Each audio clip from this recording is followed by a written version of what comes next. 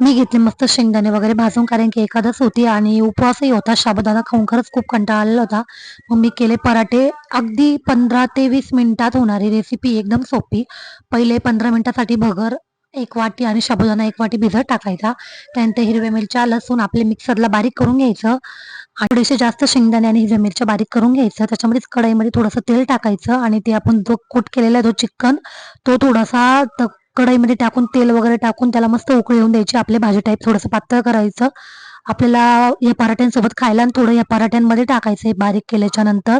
मस्त चिकन वाटून घ्यायचं. थोड्या याच्यात टाकायचं हिरव्या मिरच्या, शेंगदाण्याचा आपण बारीक केलेला आणि थोडं मीठ टाकून घ्यायचं. आणि याला काही थोडा वेळ भिजून वगैरे काहीच द्यायचं नाही. आता आता आपण डायरेक्ट याचे गरम गरम पराठे बनवून, चला मी तुम्हाला दाखवते.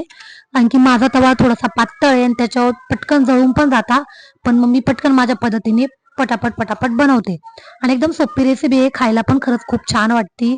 आणि आपण एका दिवशी नाश्त्यालाही सुद्धा यात बनवू शकतो. कारण की फक्त 20 ते 30 मिनिटात होणारी रेसिपी. मुलांच्या टिफिनला सुद्धा ही रेसिपी पटकन आणि झटकन बनते. आता काही लोक मला कमेंट्समध्ये येऊन ज्ञान देतील. काही भवान्या मला म्हणतील, मॅडम तुमचा तवा तर खूपच काळा आहे, तुम्ही त्याला घासत नाही का, तुमच्याकडे वेळ नाही का, तुम्ही फक्त फोटोच काढता का? तसं नाहीये. माझा तवा काळाच आहे आणि मी त्याला काळाच बनवलेले आहे. कारण की मला कोरा करकरीत तवा नकोय. त्यावर माझे पराठे खूपच जळतात आणि मला ते आवडत नाही. आणि हा तवा माझा खूप जुना आहे. हा माझ्या सासूचा जुना तवा आहे आणि तोच मी वापरते. मी याच्यावर मसाले सुद्धा भाजते. त्याच्यामुळे मला तुम्ही ज्ञान देऊ नका. रील बघताय बघा, आवडली तर लाईक करा, शेअर करा.